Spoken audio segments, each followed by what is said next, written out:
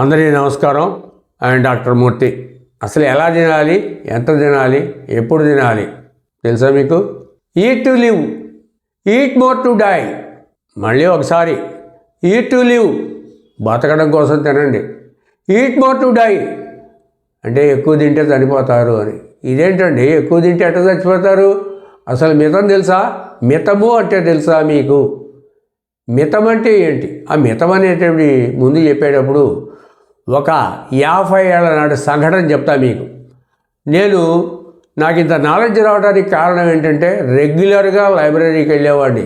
నా దగ్గర చదువుకోవడానికి పుస్తకాలు లేవు, జేబులో డబ్బులు ఉండేవి కాదు, ఏం చేయాలో తోచేది కాదు, ఆఖరికి నా క్లాస్ బుక్స్ కూడా నా దగ్గర ఉండేవి కాదు.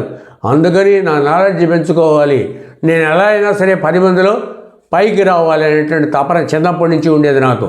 ఆ తపనతోనే నేను రోజు లైబ్రరీకి వెళ్ళేవాడిని. 2 అవర్స్ లైబ్రరీలో కనపడేటువంటి ఇంగ్లీషు, తెలుగు, హిందీ ఏం పుస్తకాలు కనపడితే ఆ పుస్తకాలన్నీ కూడా చాలా ఫాస్ట్గా చదివేవాడిని. ఎందుకంటే ఆడు మళ్ళీ లాక్కుంటాడేమో, లాక్కుంటే నేను చదవలేము అని చెప్పి చిన్నప్పటి నుంచి చాలా ఫాస్ట్గా చదివేవాడిని.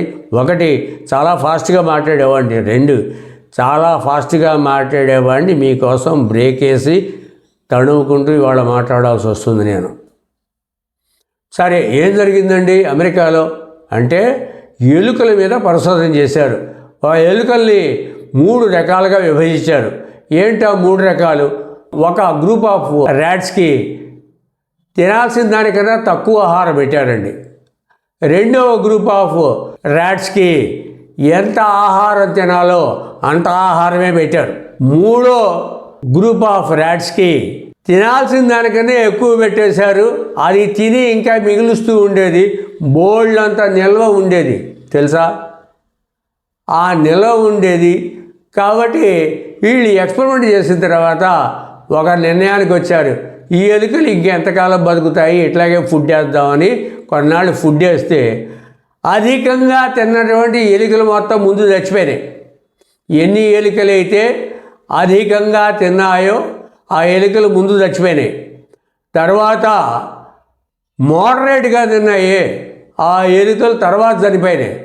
తక్కువగా తిన్నాయి, అదే తినాల్సిన దానికన్నా ఒక ముద్ద తక్కువ తిన్నాయి ఆ ఎలుకలు మాత్రం చాలా కాలం బతికినాయి. ఈ ఎక్స్పెరిమెంట్ అదే రాస్తుంది, కానీ ఆ కంక్లూజన్ లేదు, ఏమీ లేదు. ఇలా పరిశోధన చేశామని మాత్రమే రాశారు. అప్పుడు నాకు ఏమనిపించిందంటే ఈ పరిశోధన సారం ఏంటి, అసలు ఇక్కడ ఏం జరిగింది అనేది కనుక చూస్తే, you should not eat more, unsaturated, saturated and super saturated. బాగా ఆహారం తిన్నవి ఏంటంటే సూపర్ సాచురేటెడ్. ఎప్పుడూ కూడా ఒక ముద్ద కనుక తక్కువగా కనుక తింటే అప్పుడు ఏం జరుగుతుంది? ఆ ఆర్గాను ఆహారం కావాలని కోరుకుంటుంది కాబట్టి ఆ వేటలో ఉంటుంది, ఆ మెటాబాలిజం కంటిన్యూ అవుతూ వస్తుంది. అందుకనే ఈట్ లెస్, లివ్ మోర్. అట్లాగే eat to live and eat more to die. Thank you. ఆలోచించండి. జై హింద్.